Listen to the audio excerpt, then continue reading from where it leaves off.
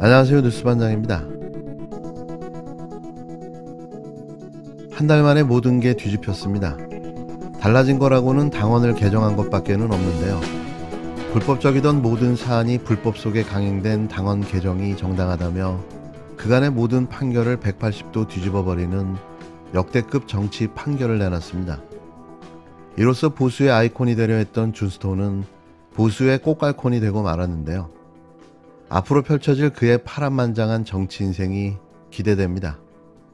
이번에는 국민의힘이 준비를 해서 절차를 만들어냈잖아요. 네, 그렇습니다. 예, 이 사실 가처분용으로 절차를 만든 거거든요. 맞습니다. 그렇기 때문에 이번에는 기각될 것이다 했는데 기각됐어요. 당원 당규를 개정하는 것 자체는, 그리고 당원 당규에서 비상 상황을 소위 선출직 최고위원 4명, 선출직 또는 청년 최고위원 4명이 사퇴하면 비상 상황이 된다라고 규정을 했고, 그거는 정당의 자율성 범위 안에 들어가는 거다. 어쩔 수 없다라는 게 하나고, 두 번째는 이게 꼭 이준석만을 찍어내기 위한 것은 아니다. 즉 처분적 법률이냐, 누구 개인을 상대로 해서 규정을 만들었느냐, 이제 이게 하나 쟁점이었는데, 이준석 아니라도 앞으로는 국민의힘은 최고위원 4명이 결심하면 당대표를 갈아칠 수 있는 보편적인 규정을 만들었다. 이거 굉장히 코미디 같은 결론입니다, 사실은. 이준석 전 국힘당 대표는 6일 당 비상대책위원회의 효력을 정지해달라고 낸 가처분 신청이 기각되자 정진석 당 비대위원장의 얼굴에는 절로 웃음꽃이 피어났고, 반면 이준석 전 대표는 당 밖에서 홀로 외로운 길을 걸어가겠다고 밝혔습니다. 이준석 전 대표는 6일 페이스북에 현재 심경을 담은 글을 올렸는데요. 이 전 대표는 지금까지 2번의 선거에서 이겨놓고 무엇을 위해 싸워야 하는지 때로는 허탈했지만 사명감을 가지고 덩어리진 권력에 맞서왔다고 말했습니다. 이어 의기 있는 훌륭한 변호사들과 법리를 가지고 외롭게 그들과 다퉈왔고 앞으로도 외롭고 고독하게 제 길을 가겠다고 각오를 드러냈는데요. 아울러 이 전 대표는 그동안 선례도 적고 복잡한 이해관계 속에 얽힌 정당에 관한 가처분 재판을 맡아오신 황정수 재판관이야 서울 남부지방법원 민사 51부 재판부에 감사드린다고 전했습니다. 진짜 감사한 건지 한 달 만에 뒤집혀진 판결을 우회적으로 조롱한 건지는 알 수 없었는데요. 이전 국힘당 대표가 당 비상대책위원회에 효력을 정지해달라며 낸 가처분 신청을 법원이 결국 받아들이지 않았습니다. 이 전 대표가 국힘당과 정진석 비대위원장 및 비대위원 6명을 상대로 제기한 3차에서 5차 가처분 신청 사건은 이날 모두 각하 기각됐는데요. 결국 법원은 정진석 비상대책위원장이 이끄는 국힘당 비대위의 손을 들어준 거죠. 국힘당 이준석 전 대표와 당의 비상대책위원회의 법정 다툼. 1차전에서는 이 전 대표가 완승을 했는데요. 그런데 2차전에선 정반대로 국힘당 지도부가 승리했습니다. 지난번이랑은 다르게 당원을 제대로 바꿔서 비대위가 출범했기 때문에 문제가 없다는 건데요.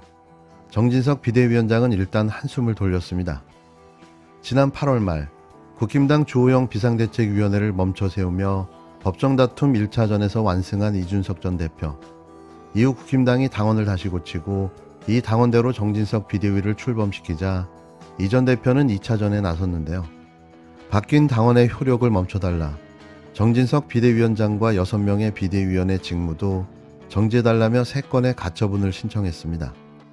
법원은 이번에는 이 전 대표의 신청을 모두 받아들이지 않고 정진석 비대위의 손을 들어줬는데요. 서울 남부지법 재판부는 당원으로 당의 조직과 권한을 어떻게 할지 정하는 정당의 자유로 광범위한 재량이 부여되어 있다고 밝혔습니다.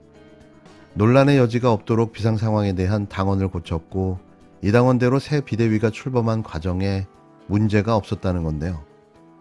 이 전 대표는 과거에 짜맞춰 소급 개정한 당원은 무효라고 주장했지만 재판부는 법을 만들 때 소급 입법해서는 안 되지만 이 원칙이 당원에도 적용되지는 않는다며 이 주장을 받아들이지 않았습니다.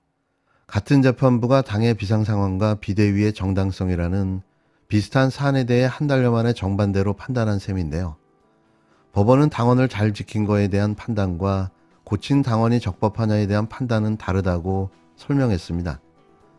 주호영 비대위는 좌초됐지만 새로 출범한 정진석 비대위는 효력을 인정받으면서 국힘당의 내부는 일단락되게 됐는데요.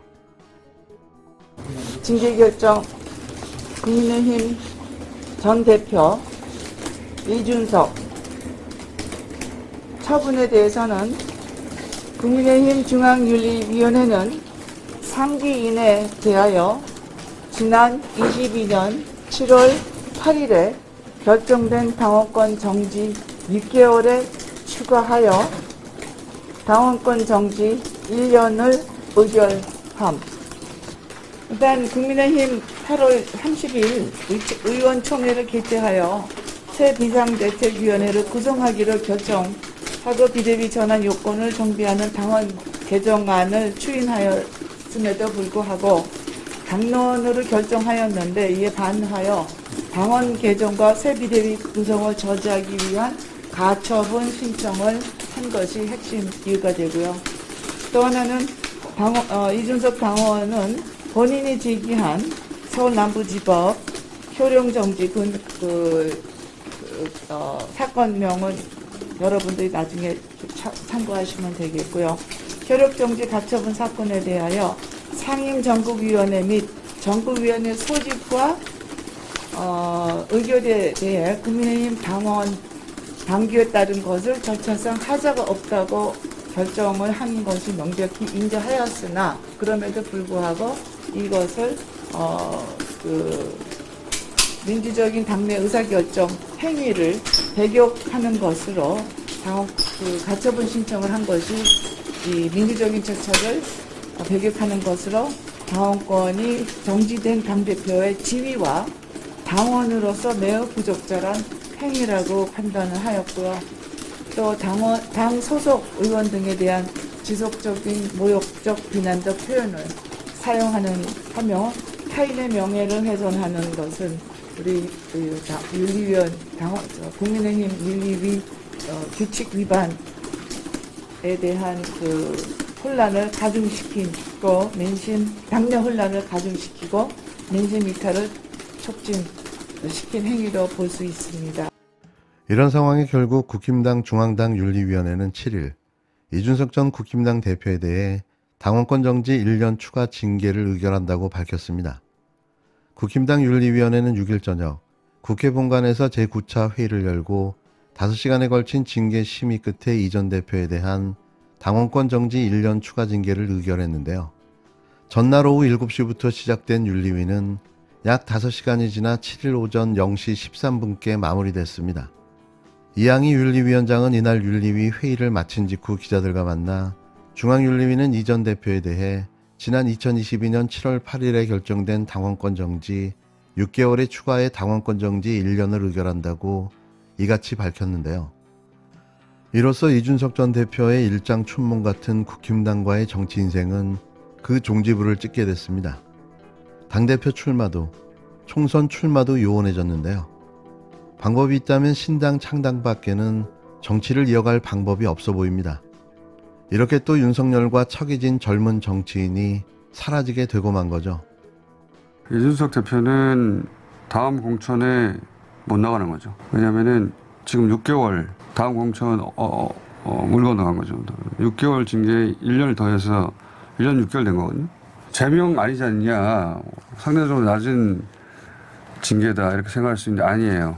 2024년 1월까지 그러면 당원권 정지됩니다. 근데 공천을 받으려면 3개월이든가요. 당비를 납부해야 돼요. 그러면 1월 달부터 당비 납부를 하면 4월 아닙니까? 1월 달부터 하더라도 3월 되는데 선거가 4월이잖아요. 공천은 그때 끝났죠. 총선 못 나가게 한 겁니다. 이 결정은 저는 제명보다 더 지독하다고 보는 것이 2028년까지는 국회의원들을 생각하지 말라는 결정이죠.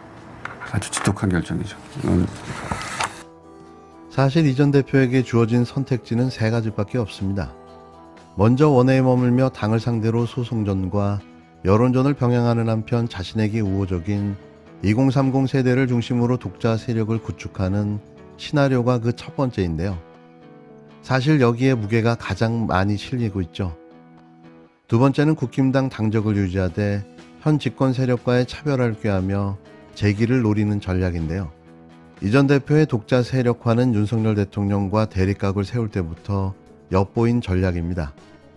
그는 윤 대통령을 황제, 절대자, 신군부로 자신은 영화 글라디에이터에 등장하는 노예검투사 막시무스로 비유한 바가 있는데요.